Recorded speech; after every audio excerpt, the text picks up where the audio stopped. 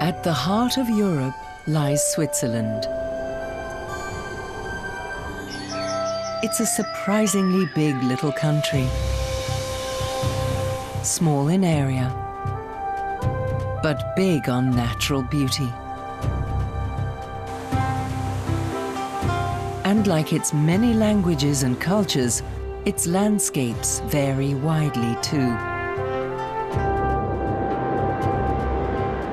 From mighty Alps and dense forests to mysterious moors and roaring waterfalls. Switzerland has many faces, some familiar, some hidden.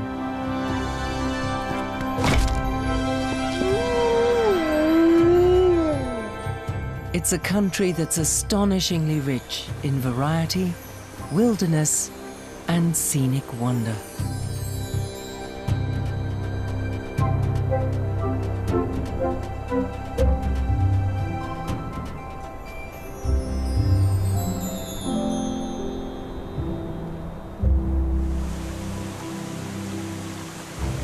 Switzerland is also known as the moated castle of Europe. This description fits the Bernese Oberland uplands and surrounding region particularly well.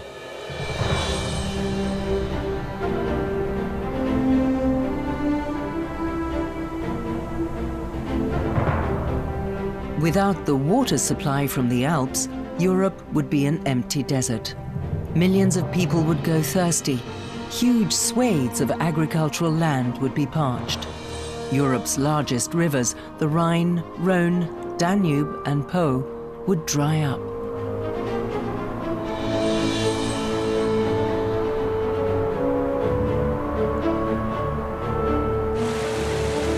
Around 260 cubic kilometers of water flows down from the Alps every year, more than 5 times the volume of Lake Constance.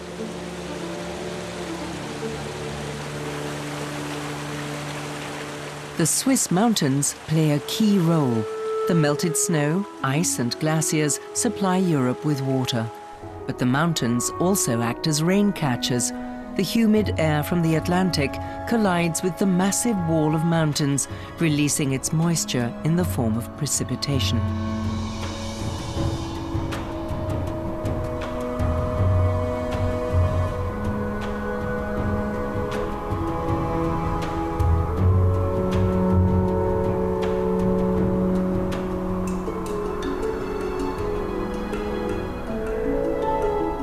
One of the most beautiful results of all this moisture is the mountain lakes. Some, such as the Bachalp Lake above Grindelwald, are covered with ice right through until summer. It's hard to find any life in these lakes. The water is too cold and the winters too long. And many of these areas are extremely isolated. Any passing waterfowl that might have a few fish eggs stuck in its feathers would hardly consider stopping here for a rest, which means that some of these lakes seem almost to be underwater deserts.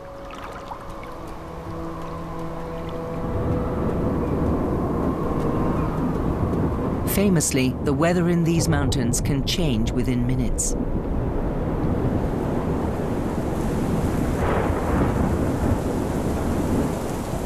Grey skies, misty, damp air and rain doesn't exactly gladden most hearts, except for one rather special creature. The alpine salamander likes these conditions.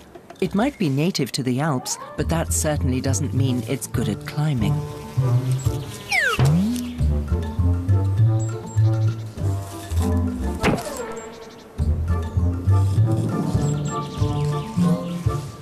At 85% humidity level, these mainly nocturnal creatures will also venture forth during the day, and it can often seem to be raining salamanders. A salamander wanting to get back to its cave won't be put off by even the sheerest rock face.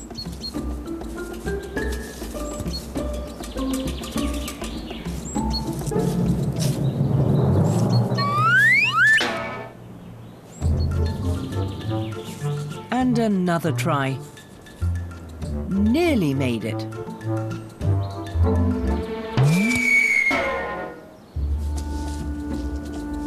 Its sensitive skin, equipped with poisonous glands to protect it against predators, must be kept moist.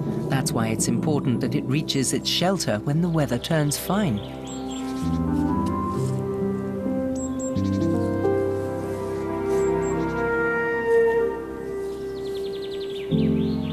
Before the sun comes out, the salamanders disappear without a trace, only to reappear again when it rains.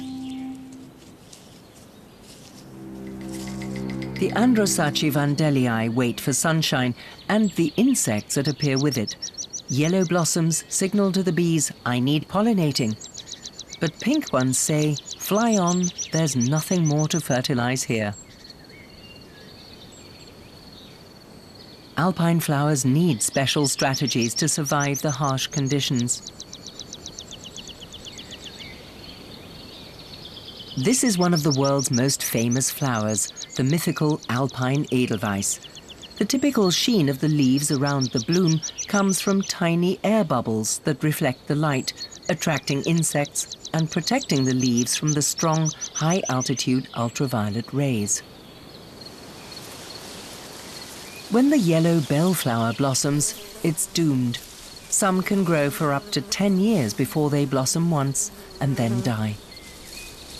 Fine hairs on alpine flowers protect them against the harmful UV light rays that are stronger in the mountains, as well as from dehydrating in the thin air and dry foehn winds.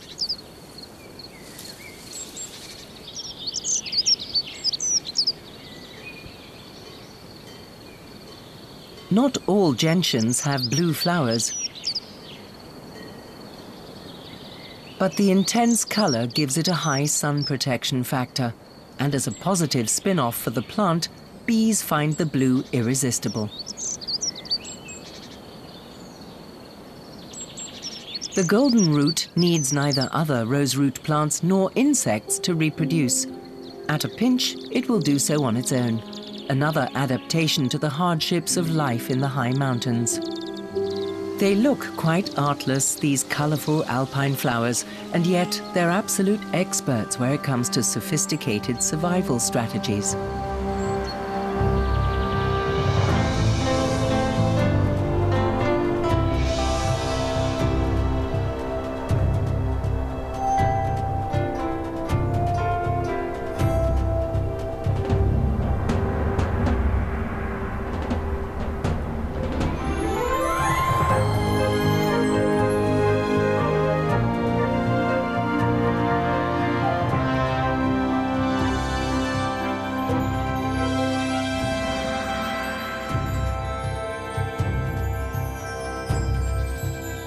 In Switzerland, these seemingly idyllic mountain pastures with farmhouses dotted about are simply called Alp.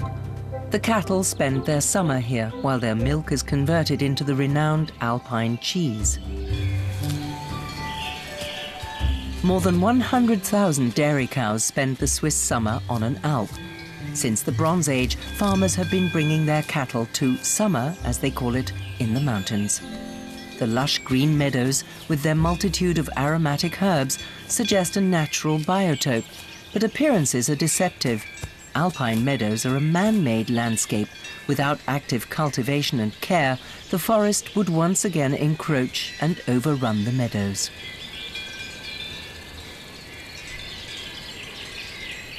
In some regions, the ground is too damp, and cows sink deep into the soil while grazing. Some farmers keep special cows.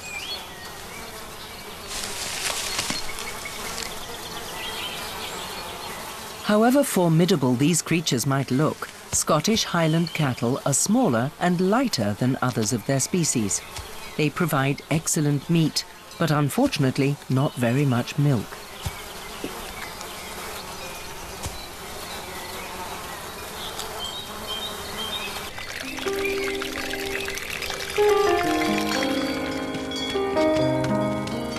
Here, on the Imbrig Alp, these cows are on night duty.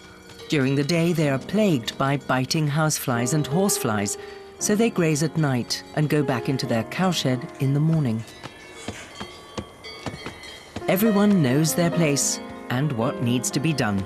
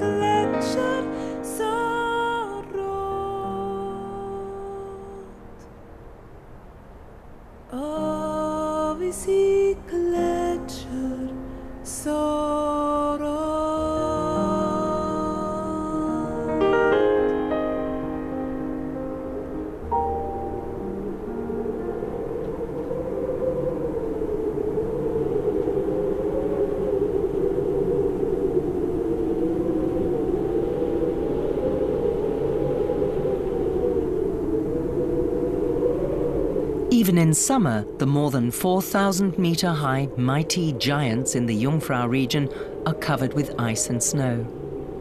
There are very few plants and animals that are able to survive here.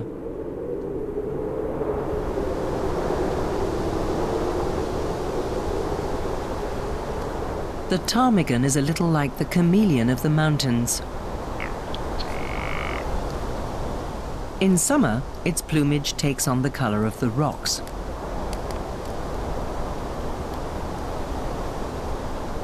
As autumn approaches, and with it early snowfalls, the first white feathers start to appear.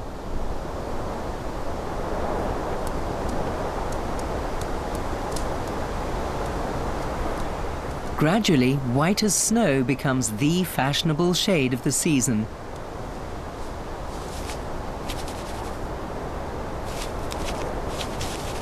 One might almost think that wallowing in the snow turns the birds white. In actual fact, the snow baths help to get rid of their itchy summer plumage.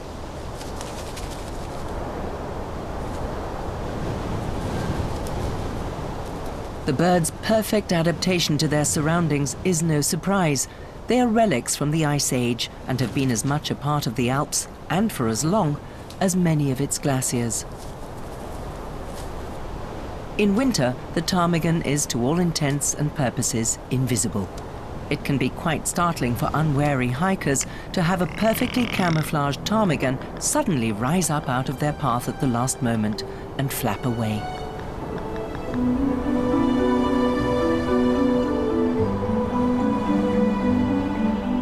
Ptarmigans generally spend the summer at over 3,000-meter altitudes. The temperatures up here on the Jungfraujoch saddle only climb above 0 degrees in the summer. But even in July, there are up to 18 days of frost, although these conditions are apparently not Arctic enough to put some birds off living here.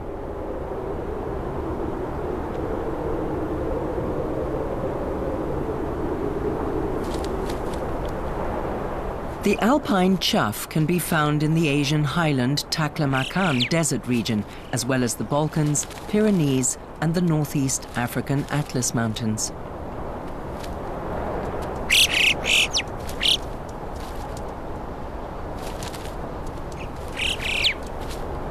They can breed at altitudes of up to 3,800 meters.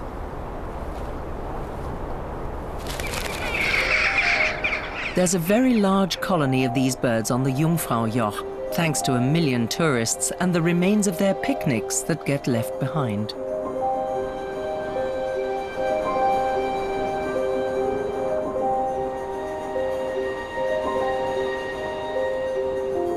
Three large ice streams flow together in confluence below the Jungfraujoch, forming a 900-meter thick ice shield.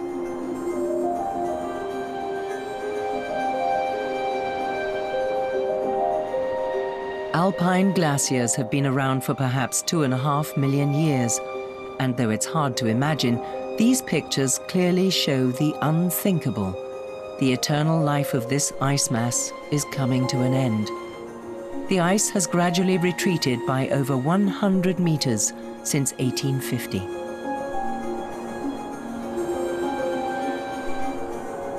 The cause is climate change, which affects Switzerland more than many other countries around the world.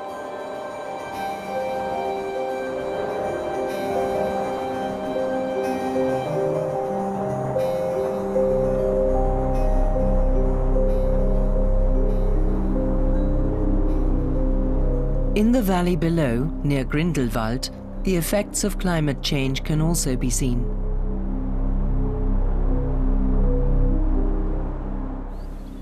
At the foot of the Mettenberg, some bushes are clothed in a fine silk webbing.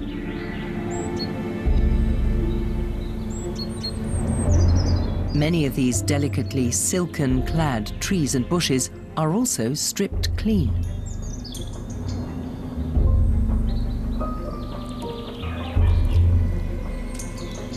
The ermine moth caterpillar has taken firm hold here. It loves warm, dry conditions, and climate change is greatly to its advantage. The extensive silk covering protects them against rain and hungry predators. None of this disturbs the affected trees. As soon as the caterpillars turn into butterflies and fly off, the trees sprout new leaves. The ichneumoniid wasp is the caterpillar's greatest natural enemy. With its long ovipositor, it deposits an egg inside a caterpillar. The wasp larva hatches and grows inside the caterpillar, devouring it alive. But if the silk is too thick, the parasitic wasp has no chance. Its ovipositor cannot pierce it.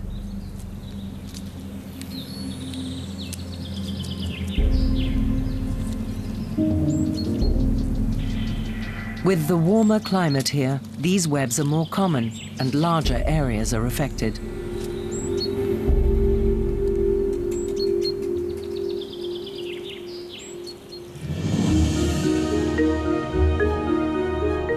A more dramatic sign of climate change is demonstrated by the glaciers.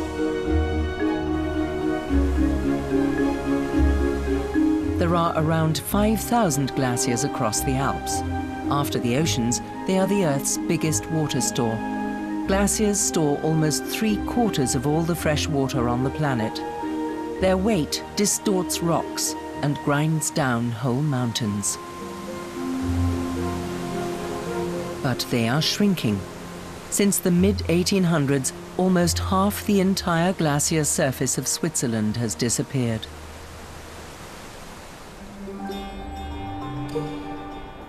In the summer of 1744, Swiss artist Caspar Wolf painted the lower Grindelwald glacier. Today, it has disappeared.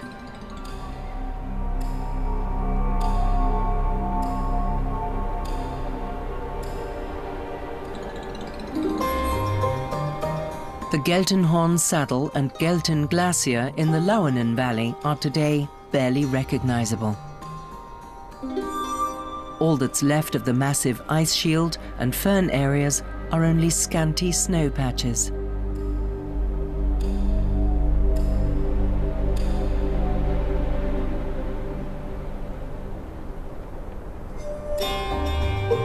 Entire mountain panoramas have been altered by global warming. Both the Grindelwald glaciers used to reach right down to the bottom of the valley.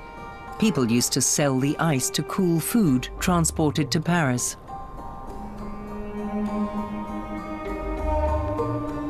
In 2007, the glacial ice had melted quite far back. The valley floor was several hundred meters away.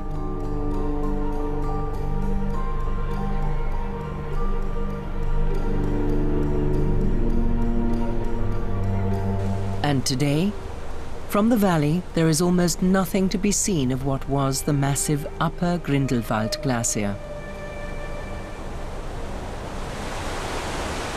The Black Lucina River now flows where once, not long ago, the valley was filled with a thick mass of ice.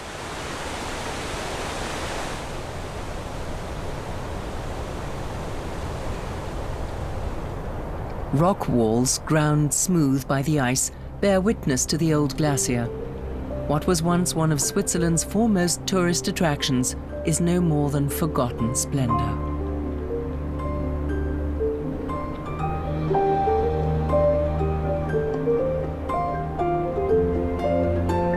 And there is no end to climate change in sight. It's estimated that in some 80 years, only the mightiest glaciers will be left. The cause is global warming, both natural and man-made. Compared to the others, the Stein Glacier in the Susten Pass is an absolute sprinter. In just 1 year, it has retreated by more than 150 meters, making it one of Switzerland's fastest disappearing glaciers.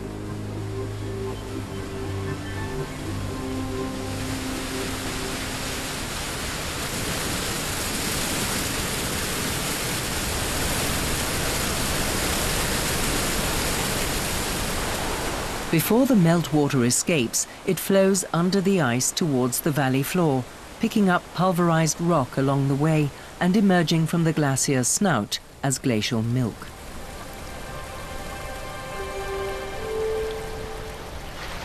Sometimes one can go right up to a glacier's terminus, though the constant risk of collapse makes this quite dangerous. Hikers who prefer not to end up like Ötzi the Iceman should keep their distance. The world beneath a glacier is ephemeral.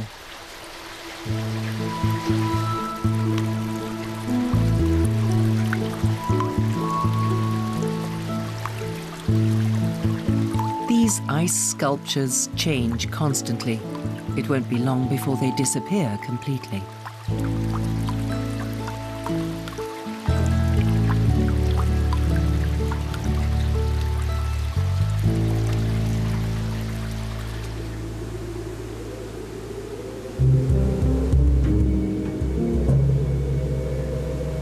But the Stein Glacier doesn't just reveal the beauty of nature, it also demonstrates its hazards. The melting glaciers leave behind numerous dangers for mankind. Landslides and ice avalanches can occur along the sides as the retreating ice mass is no longer there to support the rock walls. Even the meltwater can be dangerous.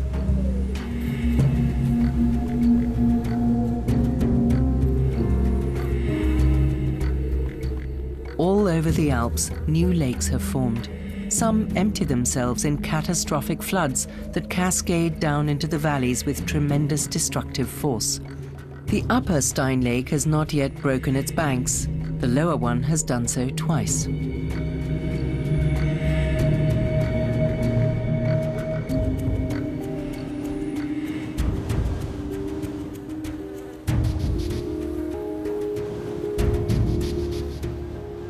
Not far from the Stein Glacier, meltwater brooks meander across a plain.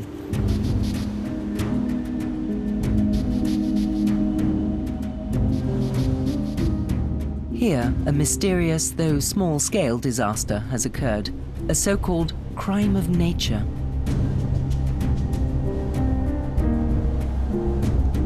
This little meltwater pond is full of corpses.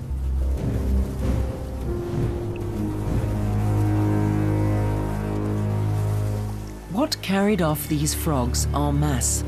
Was it a virus, perhaps? Or the skin fungus that has killed frogs all over the world?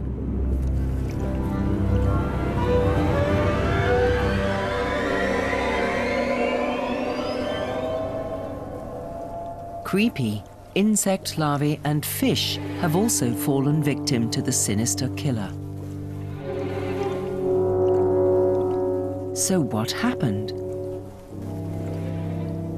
The answer to the gruesome riddle proves that nature is not cruel, it is just appallingly indifferent. Right in the middle of the frogs' mating season, the meltwater pond suddenly froze solid. The creatures all suffocated. But the story does have a happy ending.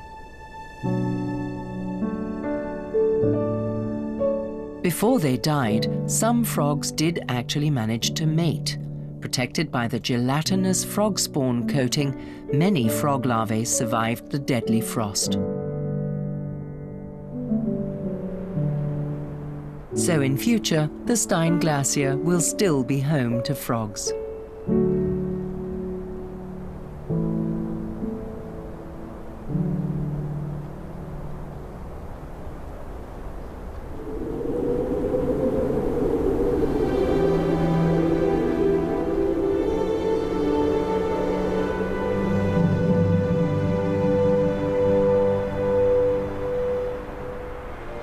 The immense volumes of water in the Swiss Alps, in the form of snow, ice, rain, standing and flowing water, have shaped the mountains anew for millions of years.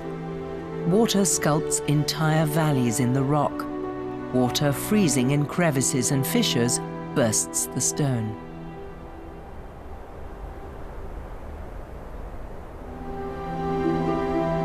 Rocks, stones and sand, so-called debris, swept along by water, help to form entire landscapes. In the course of time, this creates unique wonders of nature. Here, water demonstrates what it can do over thousands of years of gradual perseverance. During the Ice Age, the meltwater from the Aare Glacier gouged out no fewer than 7 deep gorges in a rock plateau. One of these gorges is today the riverbed of the river Aare. For some, it's an eerie place. The gorge is said to have been the home of a mythical millipede-type dragon.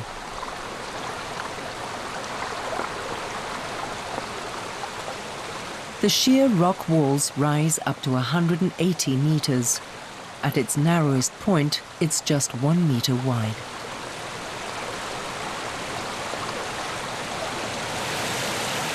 The Aare flows quite sedately through the gorge here, but meltwater from the high mountain regions can behave quite differently.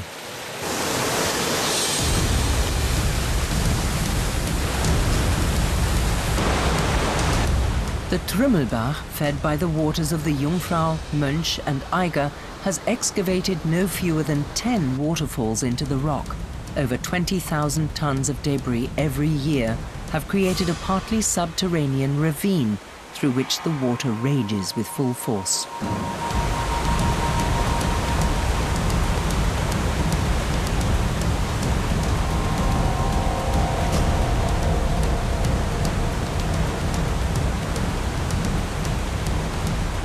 But even in this whirling, churning chaos and infernal thundering, there are moments of poetic beauty.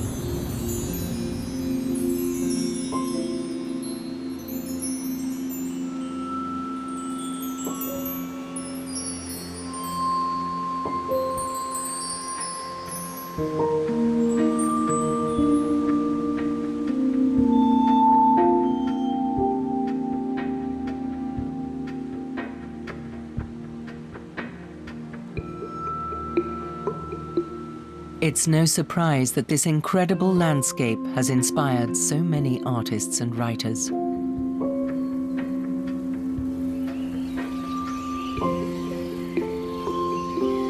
Sir Arthur Conan Doyle chose the Reichenbach Falls as the scene where his master detective, Sherlock Holmes, dies. The Reichenbach Falls, as he wrote in his story The Final Problem, is indeed a fearful place. The torrent, swollen by the melting snow, plunges into a tremendous abyss from which the spray rolls up. The shaft is an immense chasm lined by glistening coal-black rock and narrowing into a creaming, boiling pit of incalculable depth. And the thick, flickering curtain of spray, hissing forever upward, turns a man giddy with its constant whirl and clamour.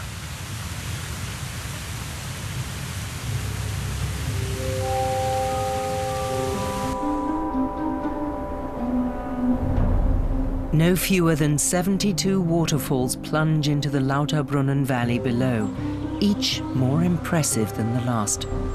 Glaciers milled the valley out of the stone, its almost sheer rock walls are several hundred meters high.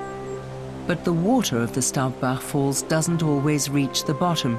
Often it's completely dispersed by the wind.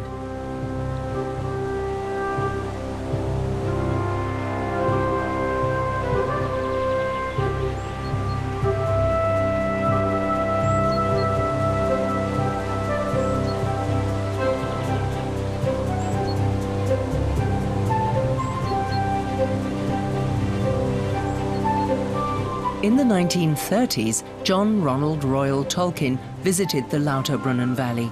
He was so impressed by it that it inspired him.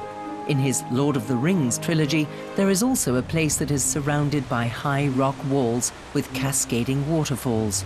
Rivendell, the elven town.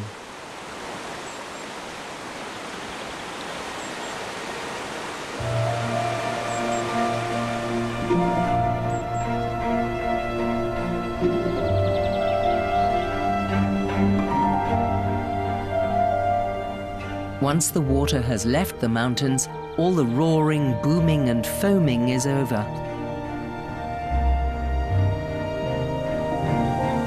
The white Lütschine flows quite tamely in the direction of the Aare.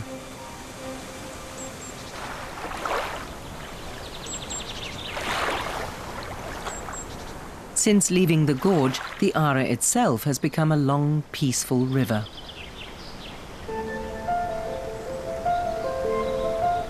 This is partly due to its canalization. Malicious tongues claim that the Aare isn't actually a river, but rather a 288-kilometer-long production site for the energy sector. It has been dammed for numerous hydroelectric power stations, like this one on Lake Biel, which it flows through. It didn't always used to do that, though. It's forced to by a man-made canal.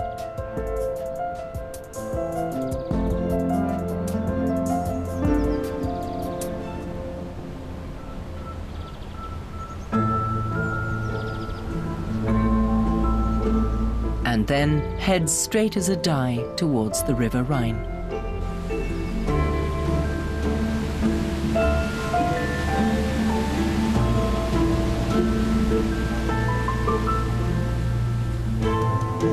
But despite the power stations and canalization, there are several places where the Aare also shows its real face.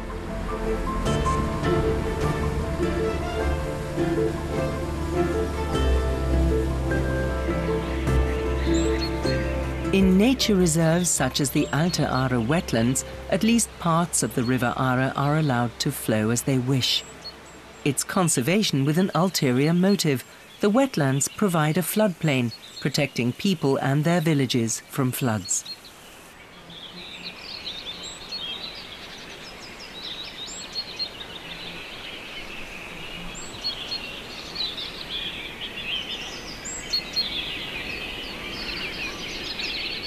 Countless ponds and pools in this landscape are teeming with life. Some of the inhabitants might not be instantly recognizable to everyone, though. Few people get this close to tadpoles.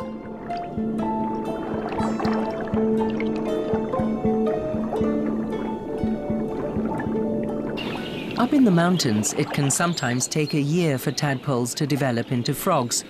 And then the baby frogs have to survive the hard winters. Below, on the Swiss plateau, it all goes much faster.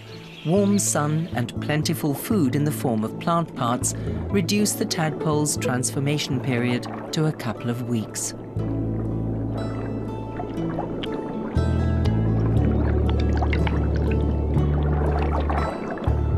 As soon as its legs have grown, the future frog can easily be identified.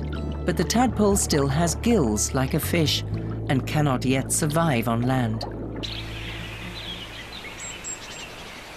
Its final transformation goes against the current zeitgeist. It changes from being a vegetarian to a dedicated carnivore. One animal that vanished from Switzerland for a long time now turns up more often and leaves very obvious traces.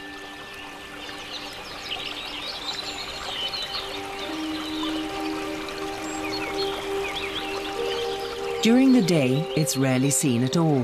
One has to wait until after dark to catch a glimpse of it.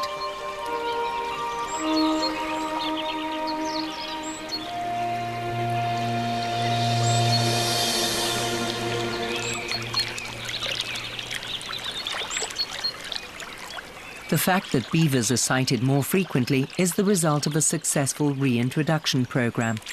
Since the 1950s, 141 beavers have been released into the wild. Today, they number over 3,000.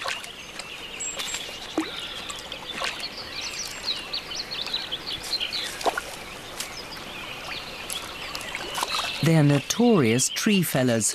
They can't climb, so they fell trees instead to get at their juicy leaves. If they think the water level in their territorial water is too low, they will build effective dams. That doesn't appeal to everyone.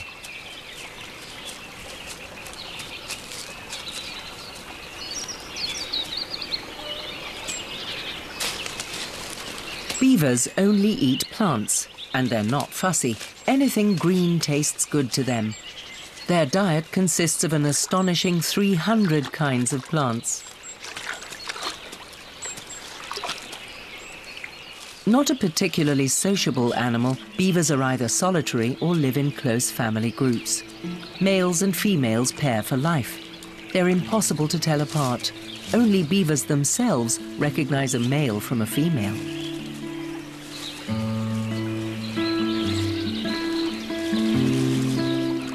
For nature, the beaver is a blessing. Where it builds dams and creates pools, the groundwater increases and plants can grow better. Their tree felling allows more light and warmth to reach the forest floor. And its pools are also valuable biotopes, teeming with life. The nature conservation area that this beaver has selected as its habitat looks like an impenetrable jungle.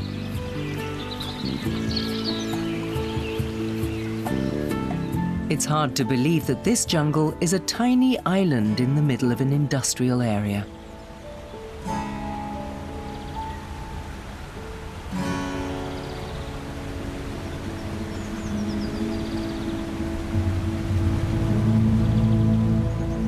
Water creates landscapes in Switzerland that one wouldn't normally expect to find here otherwise. Moors.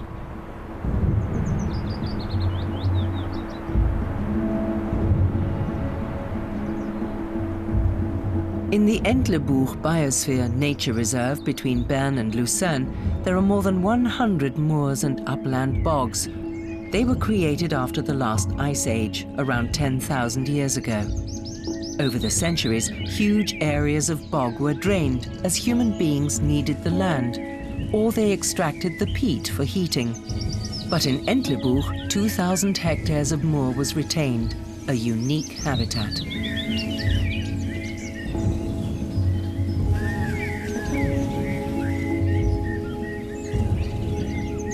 Inconspicuous, yet rather special, the alpine blue grass has adapted to the brief alpine summer. It doesn't form seeds that have to go through the elaborate process of germination.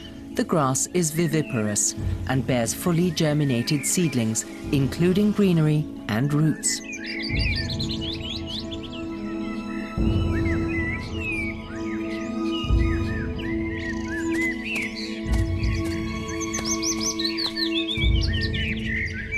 There's a creature hiding somewhere in this picture. This green huntsman spider is a female, as its completely green camouflage reveals. The males have a red stripe down their backs. Not all insect eaters have legs. The butterwort bears white or purple flowers. Larger creatures, such as the smooth newt, have no reason to fear the plant. But for insects, the leaves of the butterwort are a death trap. The plant digests the insects alive.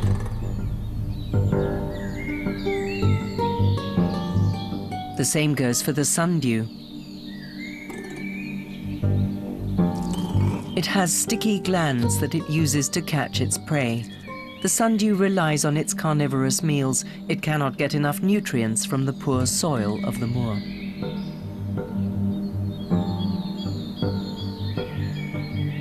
Moors are very moist regions, formed among other things by rainwater that cannot drain away.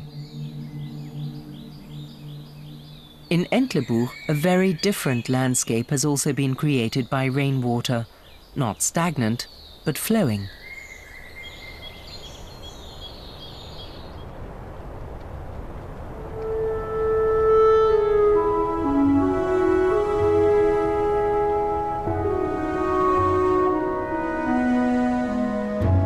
The rainwater has created a bizarre landscape out of the limestone mountain, but the Schrattenfluh wasn't formed like the gorges in the Alps by minute quartz particles in the water grinding the rock away.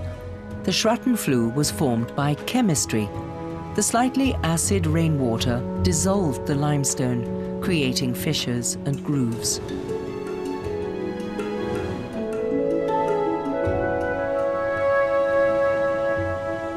The Schrattenfluh is as full of holes as Swiss cheese.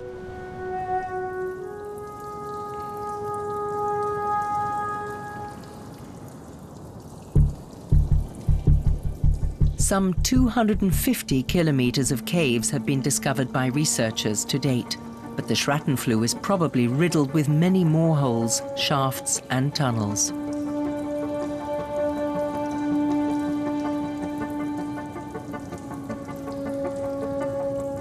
On the cave floor, a surprise: imprints of seashells and corals.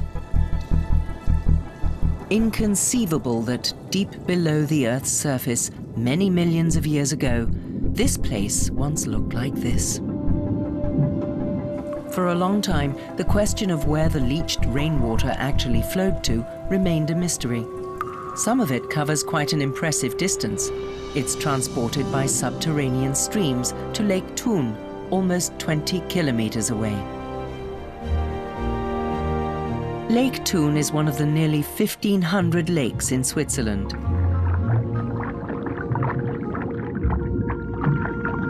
Apart from the coldest mountain lakes, they're generally highly biodiverse habitats. Several Swiss lakes, including Lake Sempach here, are home to a highly controversial animal.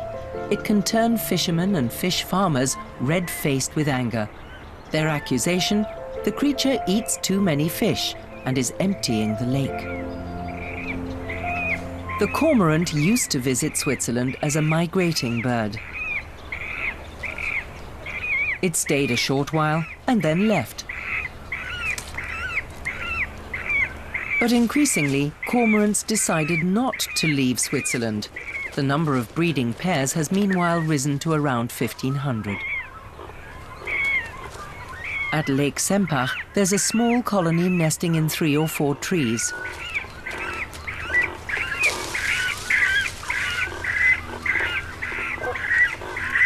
Each nest holds between 2 and 4 chicks. There's a fair division of labor among cormorants. One adult bird guards the brood, keeping them warm in the cold and providing shade in the heat. The other adult bird tirelessly provides food.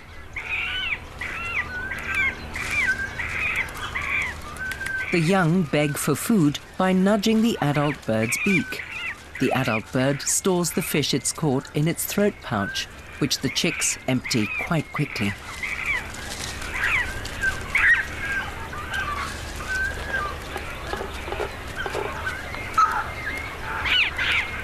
The biggest chick has the best chance of survival, because not every chick makes it.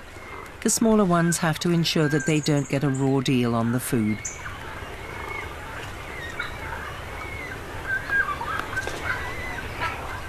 Life in the breeding colony has one disadvantage. One can never be sure what will come one's way from above.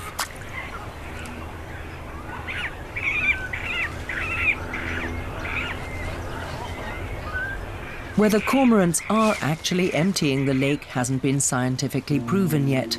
But even if they were, they're unlikely to allow themselves to be chased away from Switzerland's lakes anytime soon.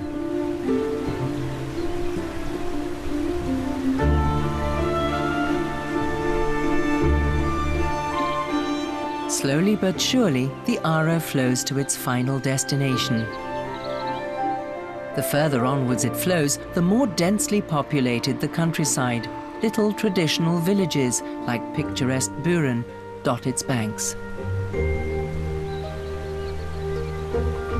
Its passage is now largely channeled and controlled, but the Aare has two faces, one tame and predictable, the other wild and natural.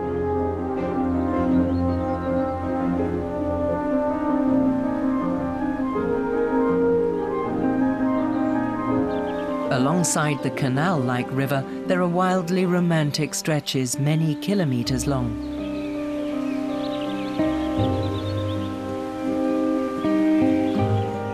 Finally, in Koblenz in Switzerland, the moment arrives. The Aare flows into the Rhine. There's something of an injustice here. The Aare actually carries a larger volume of water, so the Rhine ought to be a tributary of the Aare, not the other way round. A few kilometers upstream, the otherwise sedate River Rhine demonstrates that it is quite capable of a bit of drama.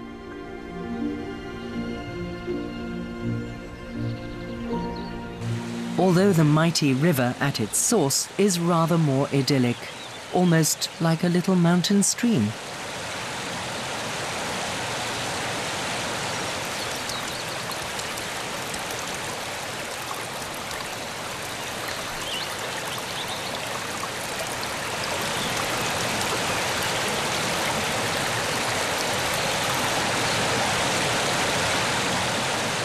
But the birds are well advised to stay close to the banks, because in the center of the river, there's all hell let loose.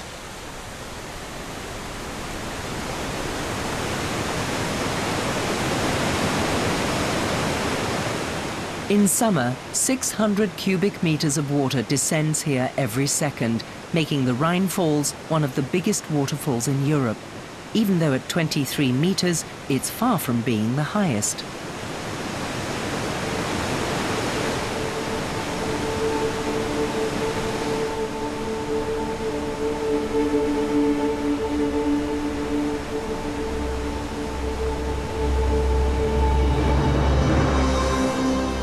But the Rhine Falls at Schaffhausen are one of the most impressive natural wonders that Switzerland has to offer.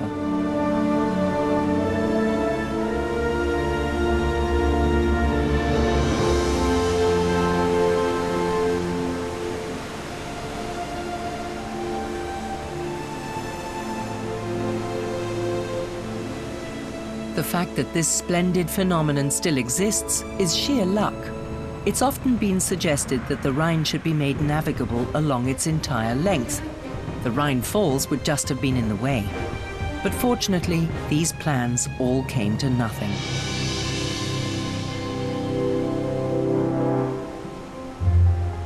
Today, the Rhine Falls are no longer seen as a nuisance, but rather one of the most spectacular places in Europe, a sight not to be missed, either by day or by night.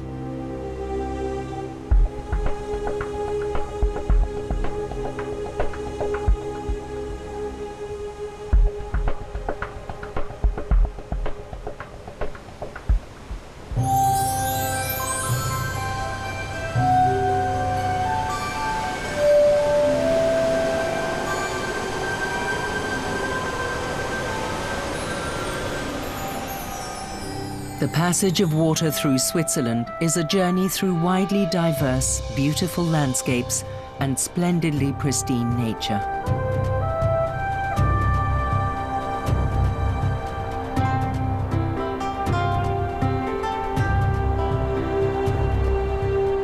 All life depends on this water, also that of the people who drink it, irrigate their fields with it, or use it to generate power.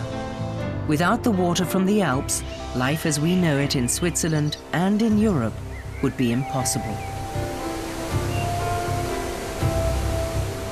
So there is concern at the alpine winters becoming drier, the summers warmer, the breathtaking pace at which the glaciers are disappearing.